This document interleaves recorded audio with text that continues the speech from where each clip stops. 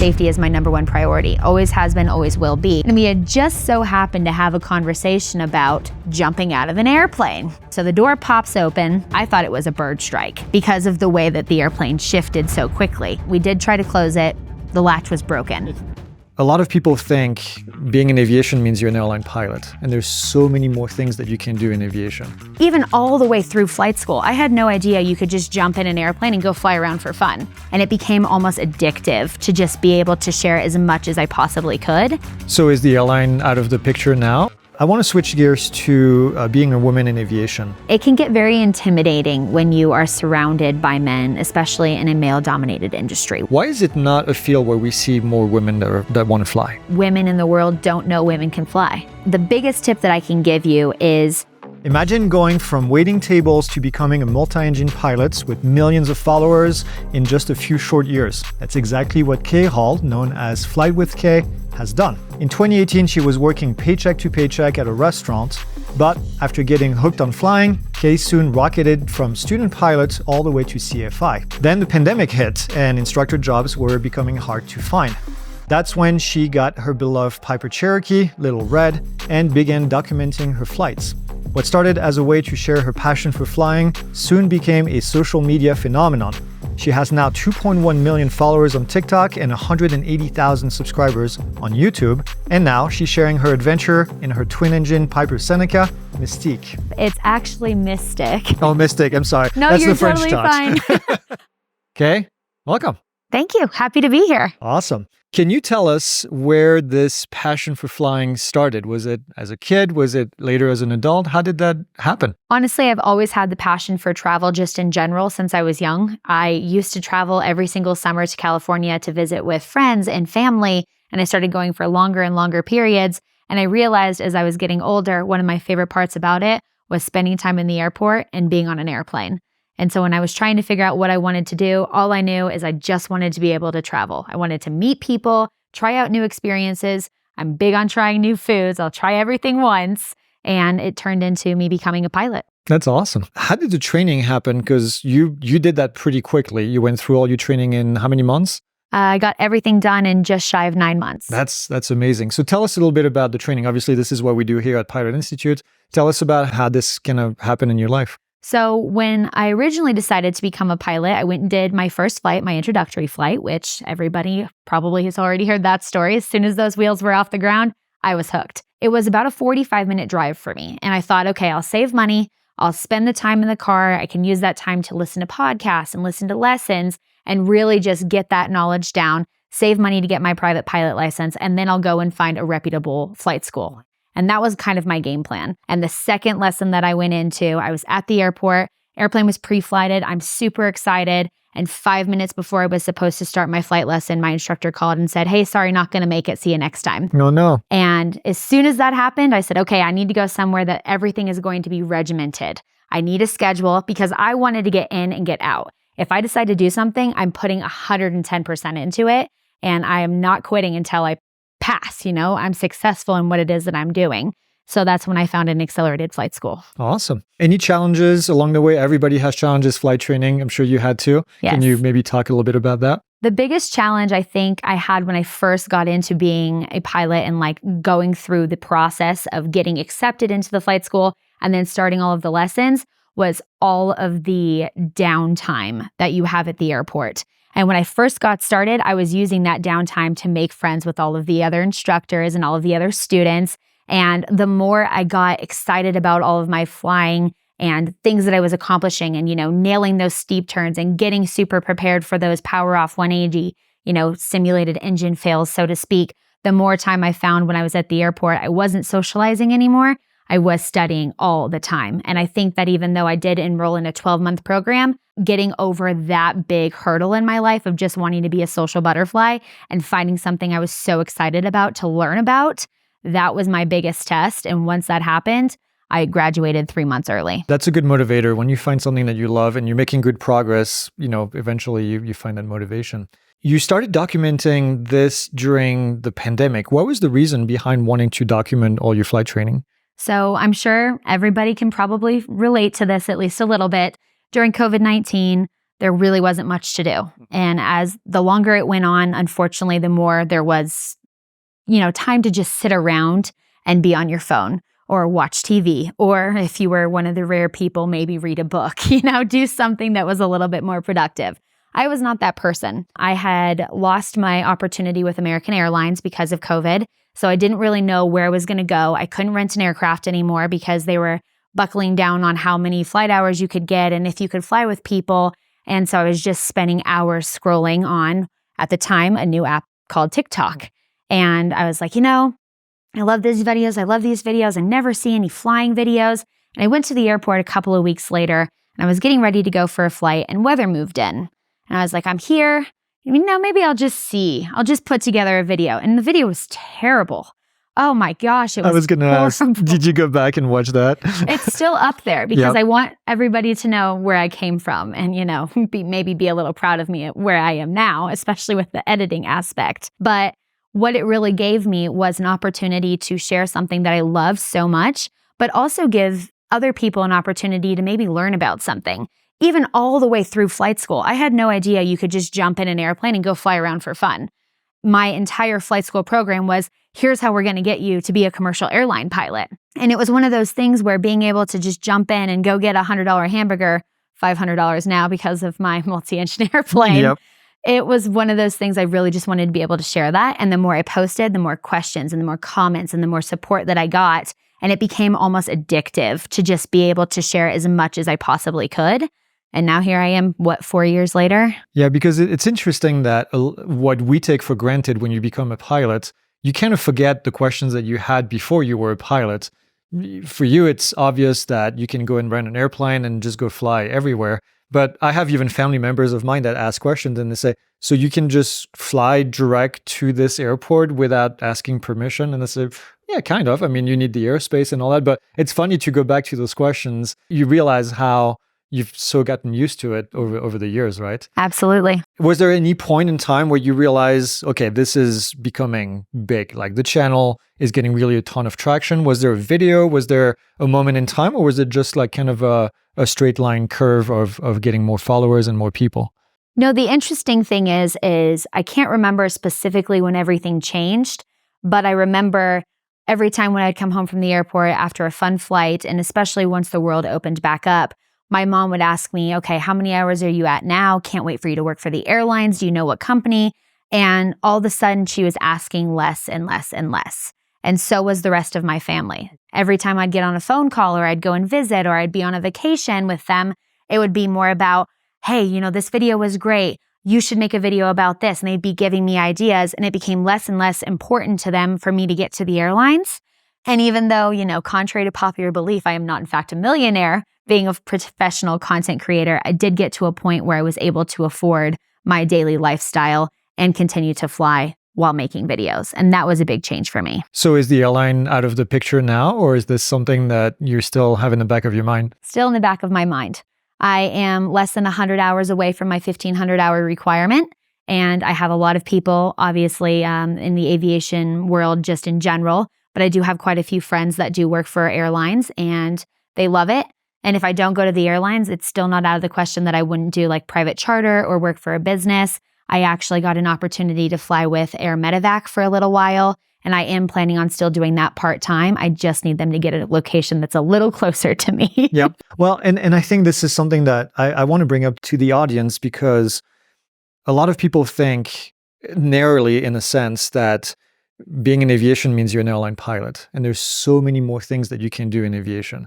And I want to make sure that people understand that when they watch, our videos, it's okay if you're not an airline pilot. There are so many more jobs that you can do flying. Even like you said, flying for a charter or flying for a private jet or even not necessarily flying. I had a question from a student just this morning, which is why I'm bringing it up, of a student who said, I've had this passion for becoming a pilot my whole life.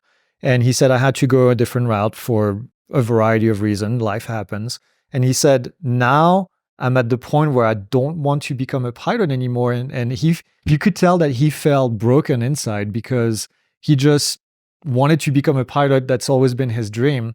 And I kind of explained my situation, which I wanted to be a pilot.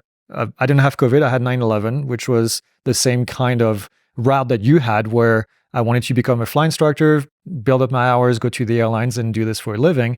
9/11 happened right when I was in training. And now you can't become a pilot. I was a foreign student, which was even worse. So I had to go a different route, but I stayed in aviation. And I don't regret it 1 minute. I still work in aviation. And so I tried to tell him in the email that aviation might be his passion. Becoming a pilot is part of aviation, but if you have the passion for aviation, just find something that you love in aviation and still do this. And I love what I do, and I don't regret 1 minute not going to the airlines ever. Yeah, that's just a side note for those out there that may not have a chance to become an airline pilot. It's okay. There's other things you can do in aviation that would still make you feel complete, I think. I absolutely agree. And I want to add to that just really quick. My brother, during COVID, we rented an aircraft. And as a CFI, CFII, I was going to get him all of his certs and all of his ratings. And we were going to travel around the country together, building our hours. That was the whole plan. And he got to his solo and he didn't want to tell me, but he finally fessed up and he was like, I just don't love it. And 2 weeks ago, he has decided to become an A&P because he still loves aviation. He just wants to be a part of aviation. He just didn't want to be the one flying. Perfect. I love it. That's exactly perfect. I love it. So you sold your aircraft recently, your Piper Cherokee, Little Red, and then you got a new aircraft, a multi-engine Seneca, that you named Mystique.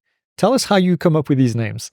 So interestingly enough, it's actually Mystic. Oh, Mystic. I'm sorry. No, that's you're the French totally touch. fine. That's why I was like, we almost went with Mystique, so it's perfect. Little Red, I want to take full credit for it, but I will not. I will share the credit.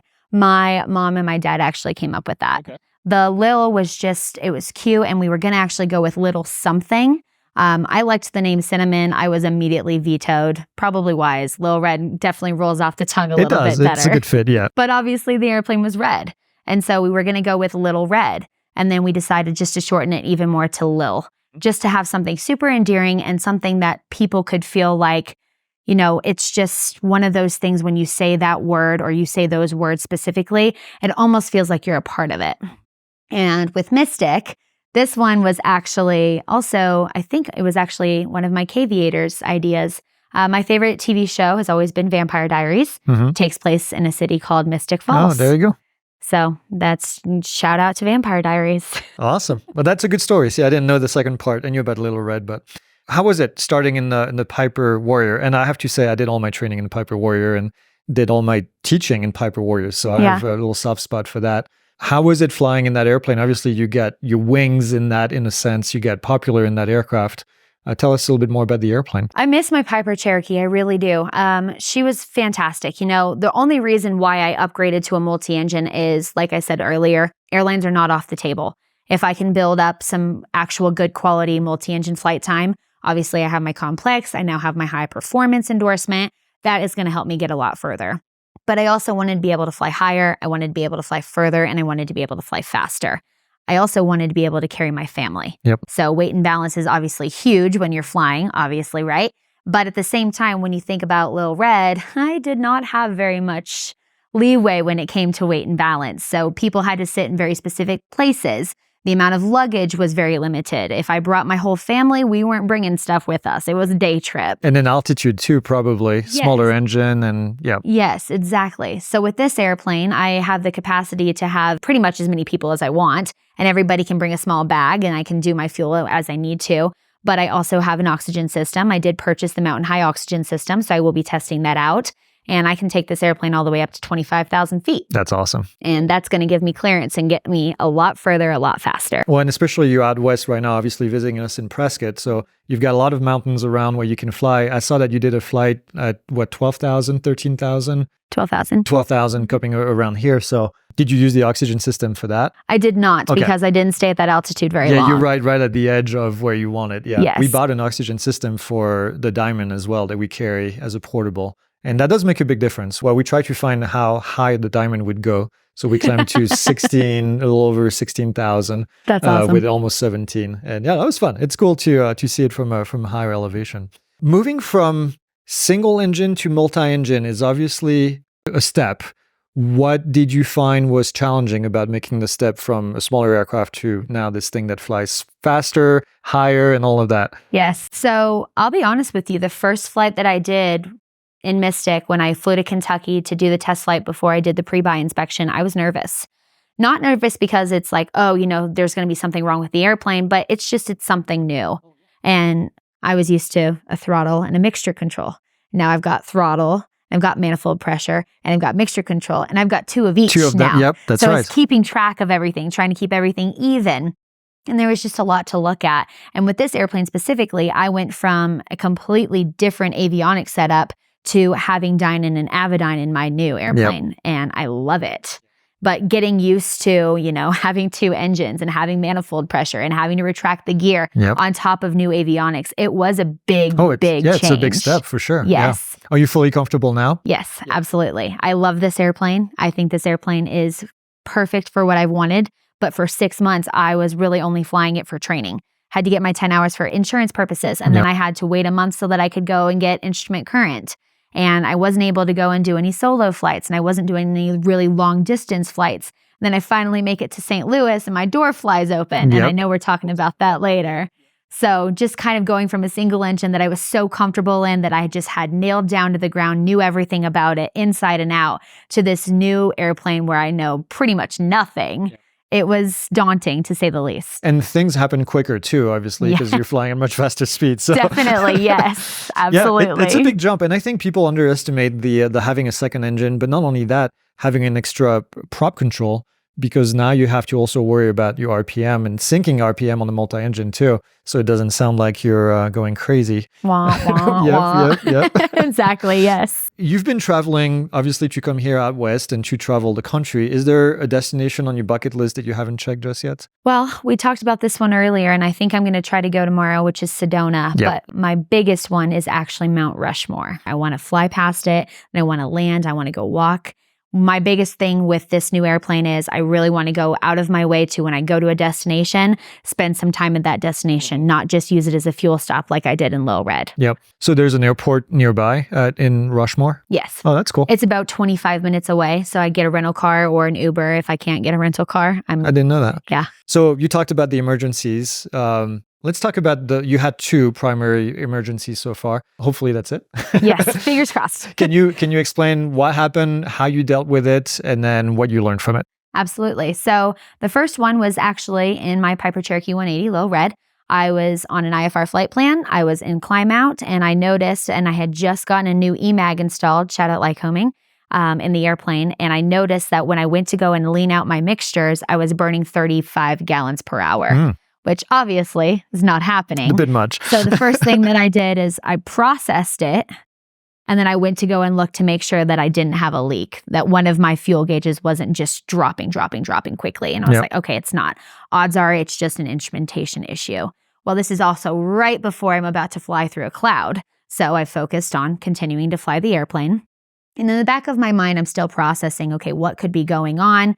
And I know, realistically speaking, there's an instrumentation issue because of the EMAG. We did have to go and do several updates to actually get it to work in the first place. And so I was watching it very carefully, and I actually did make a whole video about this for my YouTube channel. And you can see when I was on the ground, I was specifically calling out things and saying, hey, this is my first real cross country since getting this done. So I'm going to be watching everything extremely closely on this flight.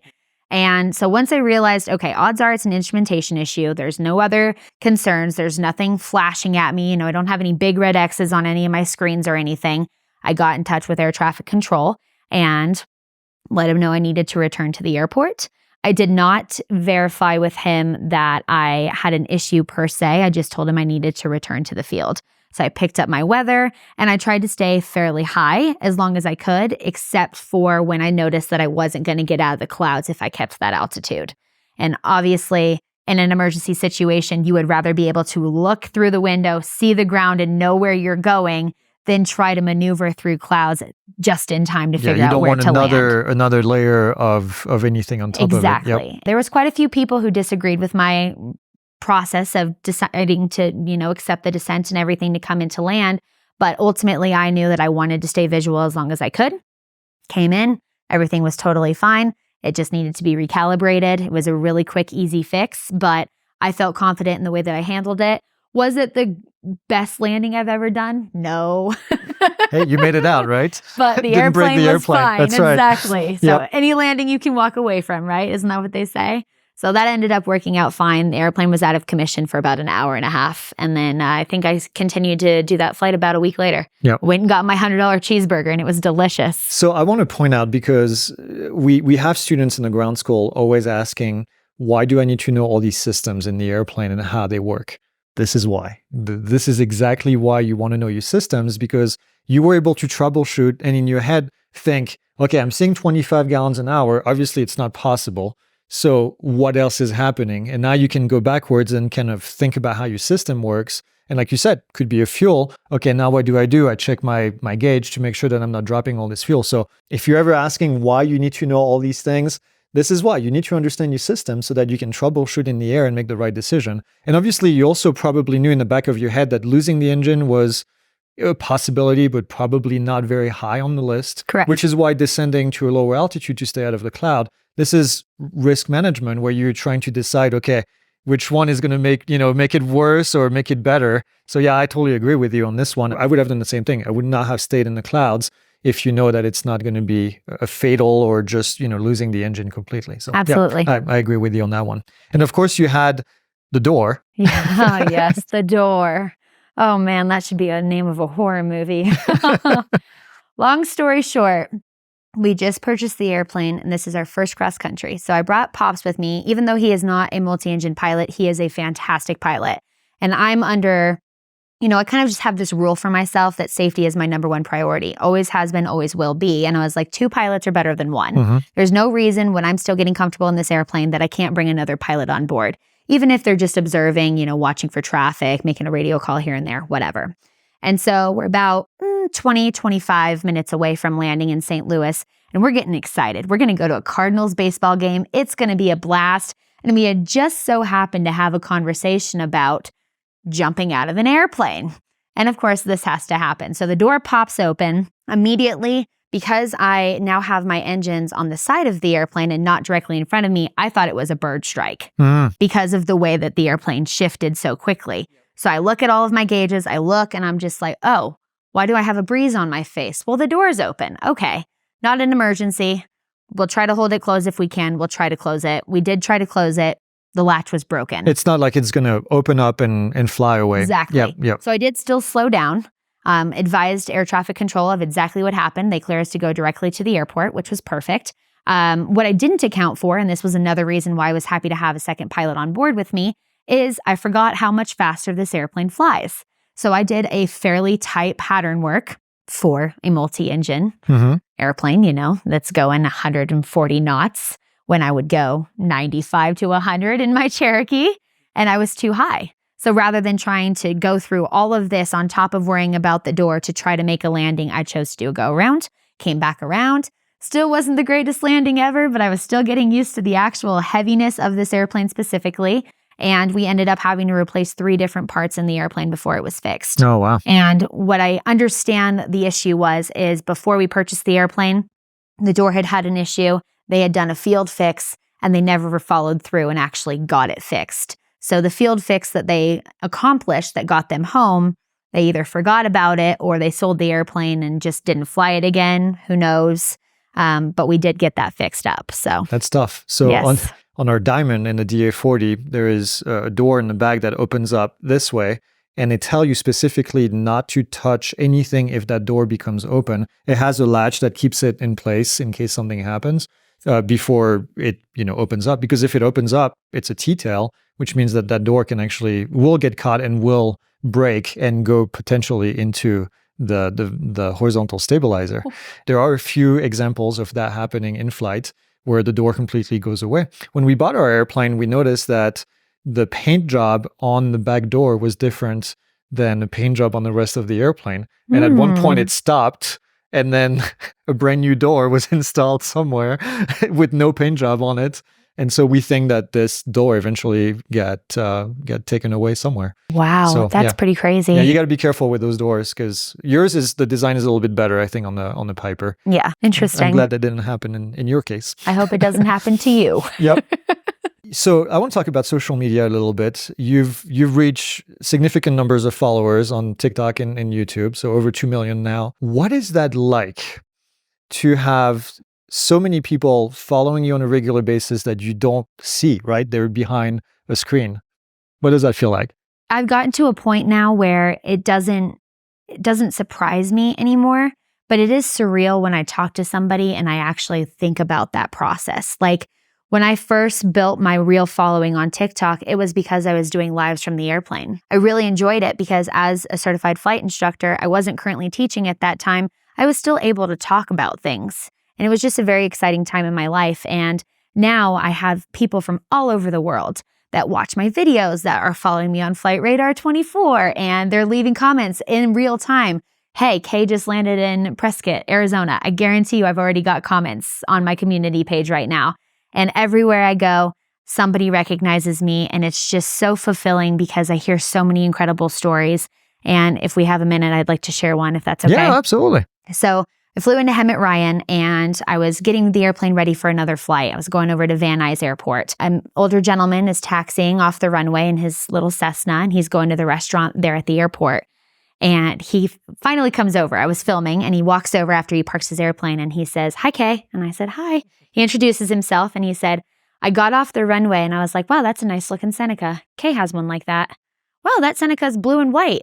That's the color of Kay's." And then I turned around to go over to the restaurant, and I was like, "There's blonde hair. That is Kay." And I had to come over and say hello. That's awesome. And he told me, he said, "I found your YouTube channel, and it was one of the reasons why I got back into flying at my age. And my grandson is going to become a pilot because of you. We watch your videos every week." And that just... Doesn't that feel good? Words can't express how good that feels. We get emails from time to time from students that said, I have a former flight instructor who got a kid, and her kid decided that he wanted to become a pilot. So he went through the training, and she had let go of her career of flying. And she watched her kid going through the training. She said, "I'm going to watch the course too to get a refresher." Long story short, she's now flying for the airlines a year and a half after having started all of that. And she emailed me. She came to Sun and Fun and was so excited to tell me that she had an interview. She sent me an email a week ago, and now she's in training with an airline. My God. So it just, I can totally relate the feeling that you get from waking up in the morning and getting these emails from people and these notes that you're helping them get back in aviation, changing their job, doing whatever it is. It's a good feeling. It definitely is. It makes it all worth it. You know, Fly with Kay never has a bad day, but Kay does from time to time.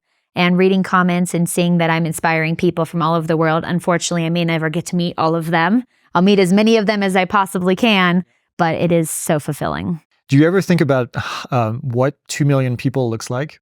No. Think about it. So I had, when I started teaching online, I had a friend that would equate it to the largest stadium in the world. Think about the size of the largest stadium in the world. I'm going to say something stupid, but I think it's 100,000 people. Okay. So you can fill 21 of these stadiums with the number of people that follow you. So think about it. The next time that you think about the number of people that you have following you, think about the largest possible stadium you can find. Fill that up with people, and that's 20x that number. That is so crazy. Yeah, 2 million is an amazing number. It's crazy. And 3, 4, 5 million, that's a big city in most countries. Most countries don't even have cities that big. That is so crazy to think about. I've never thought about it that way before. Yep. So ever since that person told me that, I think about it all the time. I'm like, wow, that's a lot that you can fill 2 or 3 stadiums with all the people that you touch on every single day. Well, I'm going to look at my views a whole lot differently now. Yeah, exactly. That's very cool. There's a lot going on behind the scene when you create content. People don't realize that. What's one thing that you wish people would know that goes on behind the scene that you don't share as far as producing all of these videos? I think the biggest thing is just how much work it actually does take. From the time that you get to the airport, you have your pre-flight, you're checking your weather, you're adding in gas, you're adding in oil, you're cleaning your windows. Then you have another 30 to 45 minutes where you're setting up your cameras, you're testing your audio. Something always goes wrong when it comes to cameras and audio, so you're trying to fix that on top of everything else that you have to do on a flight.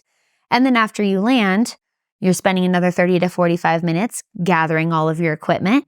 And then I don't know about you, but it takes me 8 to 12 hours on average to put together a 40-minute video on my flight. Yep. Just trying to decide, okay, how much of the takeoff do I really want to show? How much of the landing does everybody want to see? How many radio calls should I include? Just the process alone of trying to figure out what everybody wants to see and trying to keep everybody happy and getting everything set up, it is a process. But I love it. I just want to preface all of that with, I do in fact love it. Yeah, I think people don't realize, and you do a lot of short content, how much goes into even a 1-minute video. And like you said, the hours and hours behind the scene, I think a lot of people don't realize that. So yeah, I'm glad you mentioned that. Do you always plan what you're going to be shooting for that day? Do you wing it? Is it a combination of the two? How does that go? So when I do longer cross countries, right now, this is my first solo cross country, so I planned it to a T. I knew exactly where I wanted to go. I knew exactly how much fuel I wanted to burn between each stop because I'm still getting used to the airplane, making sure everything looks good. When I was looking at my flight plan, I was like, okay, on day 1, I'm going to fly from Houston. I'm going to go land in Roswell, New Mexico, and I'm going to go check out all the alien stuff. I was bummed there wasn't that much alien stuff, but that's okay. I've been there. It's not what it's cracked up to be. No, I was really disappointed. I've been there once before, but it's all good. Yep. And then day 2, the night before, I planned that out pretty specifically too. This is the airport because this is the amount of fuel they're going to charge me. This is the FBO I want to go to. This is how long it should take me. And I'm going to go to a baseball game after I land. And I'm really trying to get into that because when I did fly low red, I'd wake up in the morning and I would wing it. Sometimes it worked out. Sometimes it didn't. Sometimes I'd be flying to an FBO that said they had a restaurant and the restaurant was closed. And so I'm really trying to get into being more prepared, just not even mentally and just for the flight itself, but for the after the flight moments too. So I guess a combination thereof as of right now. Yeah, and I think that makes sense. It makes it also more natural. Something happens, you can roll with it. But like you said, going to a restaurant to eat and you don't check if it's open, that's obviously something that you wanna check before. Can you talk about the equipment that you have on board the airplane? What cameras do you use? Kind of how you set it up? How much thinking do you put into that? How does that work? So I have 4 cameras at any given time. And one camera specifically is a GoPro 12, if I'm not mistaken. It records my audio. So as soon as I turn the camera on, all of the audio, all of the radio transmissions, weather, all that stuff is getting recorded.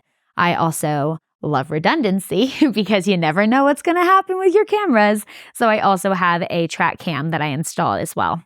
It just plugs into a little wire that is attached to the headset that is in the back of the airplane. And then I have one on the tail, which allows me to show the gear coming up and down. People love that view. And I have one on the wing.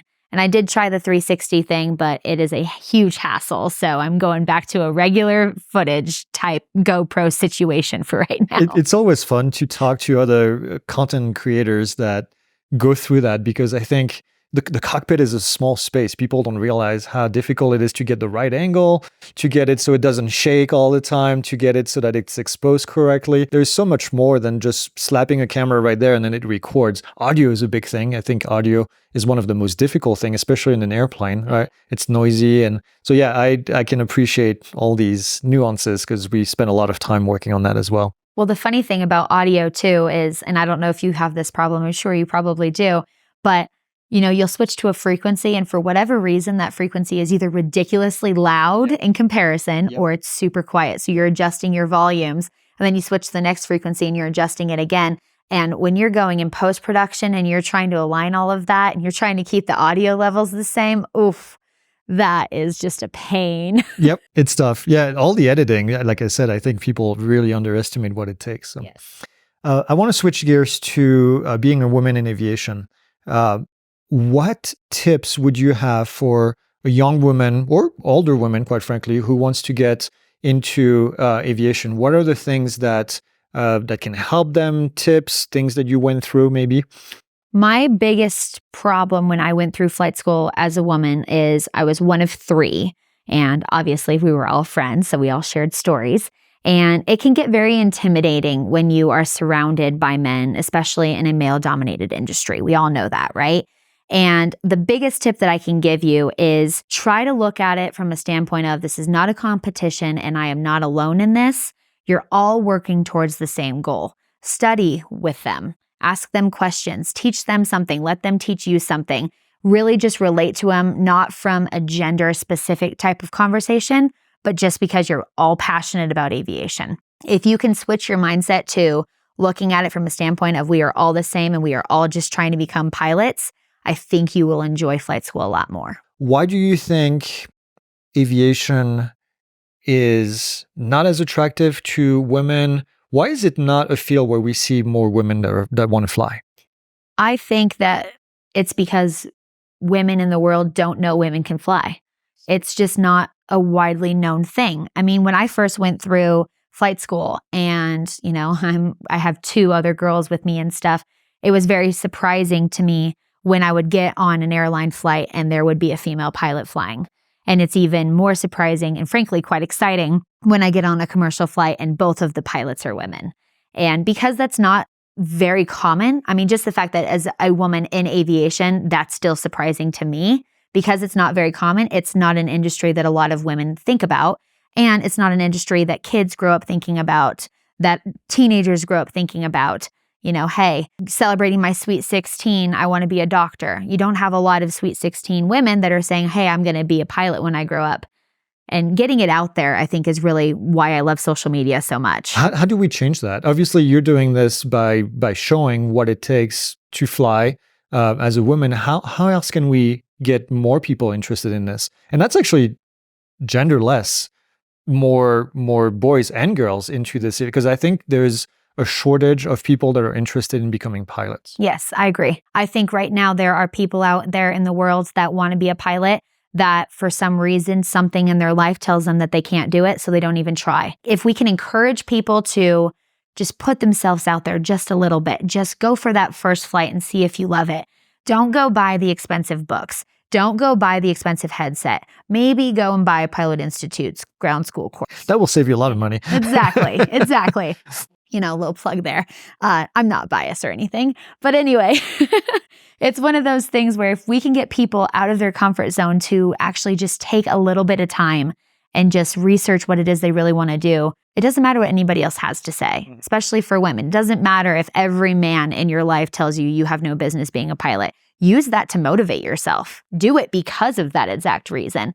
And even for boys and men and older men, use that as momentum and as your motivation to do what it is you really want to do. Yeah, I think that's a great tip for anyone and everyone. Don't let people tell you that you can't do something if you believe that you can do it. So speaking of women in aviation, any kind of organizations or resources that you would like to share for women that are interested in becoming pilots to help them? Absolutely. Obviously when women in aviation is very widely known, which obviously they deserve to be, which is fantastic.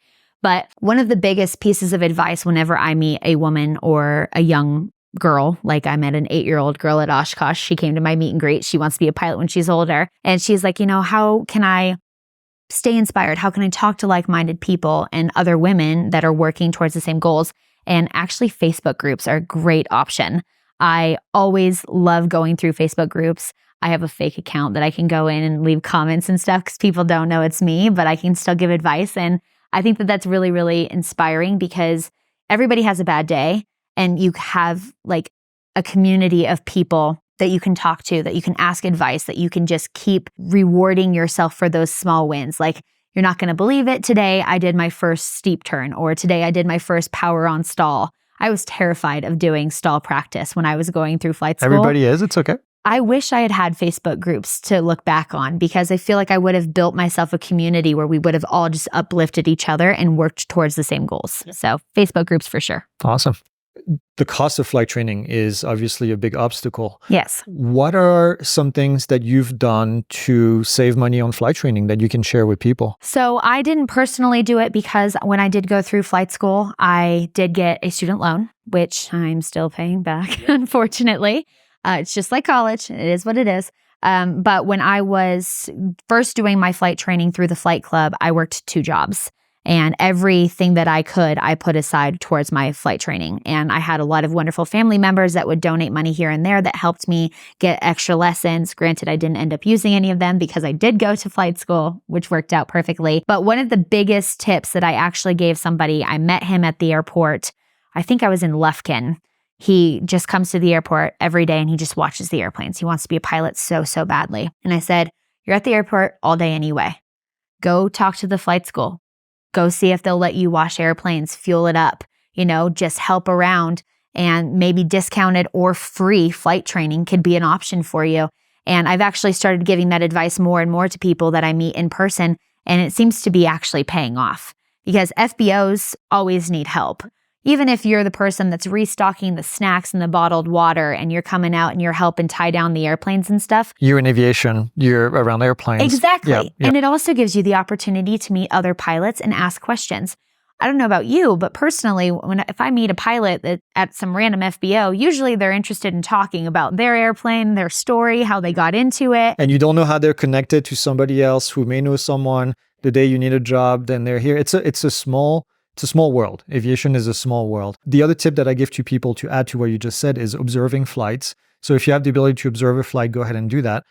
You started recording your flights after your flight training. What about during your flight training? Do you wish you had done that to help you with your flight training? Yes, I do. And the reason why is because when I passed Lil Red on to a new family, I should say, my Piper Cherokee 180, and I went into full training mode for Mystic, I recorded those flights. I didn't actually post all of them, but I recorded them because I was so excited about learning. But in the moment, you're learning so much that it was really, really nice to be able to go home and pop some popcorn or eat dinner or whatever it is that I was doing and rewatch it. And not rewatch it because, oh, I'm just so cool and I think that I want to see myself fly the airplane. Rewatch it to hear what my instructor had to say. I butchered quite a few of my radio calls when I first got Mystic because I was not used to having to say 484 Hotel Papa. Oh, yes. So I definitely called it Read the little tag 7738 right here. November several times. Yeah, especially when you've said it so many times. Oh, and it was embarrassing watching that footage back. So the amount of mistakes I made as a student pilot, if I had been able to watch those, that would have been humbling as well. That's what I hate about renting airplanes because you're always staring at the little tag that has the tail number. You're like, oh, wait, which one are we in now? Yes, absolutely. Yeah, we did that quite a bit. Any tips out there for pilots? You've been flying around, you had emergencies, you've had things happen. What should pilots focus on? If you were to give one tip, one thing that people should be focusing on as a pilot? Fly the airplane. Fly the airplane. Aviate, navigate, communicate. There is a reason that is engraved in every pilot's brain. Everything will be okay if you remember to fly the airplane. Mm-hmm. A lot of times, and I've read case studies, I've watched case study YouTube videos, I have people who have told me horror stories about people that they personally know. And if you continue to fly the airplane, you are already more prepared to deal with a situation. It's the people who unfortunately panic, that forget, that try to navigate, or that try to make a radio call, or that try to talk to the person next to them rather than flying the airplane first, that usually end up getting themselves into a bad situation. I agree with that. Future things that you can share about the channel, about what you have coming up, about exciting adventures in the future? I have a lot of really cool things coming up. I have a lot of friends that obviously, now that I have a bigger airplane, want to go for a flight. So that'll be very fun. One of them, she actually lives in Miami, Florida, and she and I are going to be going to the Florida Keys for the first time. Nice. I've never been. Let's go. The amount of times I've been to Florida, it's actually embarrassing that I've never made my way over to the Florida Keys. So that will be coming up soon. And I am going to be planning my official first international flight to the Bahamas. Nice. Well, that's really cool. I did all my training in Florida on the East Coast. So we flew to Key West quite a bit with the multi-engine. And then we flew to the Bahamas. We had a course called International Operations. And so we would teach students how to do the paperwork to go to a different country, which the Bahamas was nice and easy. So going there with the multi-engine and then coming back. So that's, very nice. That's cool. You've got some cool experiences coming up. Yes. I'm excited to watch those. I'm very excited. I've been working towards this for about 3 years now. I wanted to do it in Lil Red so badly, but I'll be honest with you, only having the one engine, I was a little weary about flying over that much open water. And now that I have two engines, I'm like, let's go. I'm looking at the schedule as soon as I get home. Yes, you can fly over water way more easily now. Yeah. The Key West airport used to have this old French car as a crew car. I don't know if they still have it, but if they do, please do footage of that because it was really cool that they would just allow you to go and get some key lime pie. That's the only place you can get the good key lime pie. Okay, I'm gonna hold you to that because I am not a key lime person, Really? but I will try it. It's in Key West. It's good. You can do Okay, it. fair enough. Sounds good. I love it. All right, well, this is all we have. Thank you for watching. If you have questions for Kay, leave them in the comments below the video. And then, of course, go watch her social media. We'll put links also under the video. Kay, thanks for joining us. Thank you. This was fun. Appreciate it. Awesome.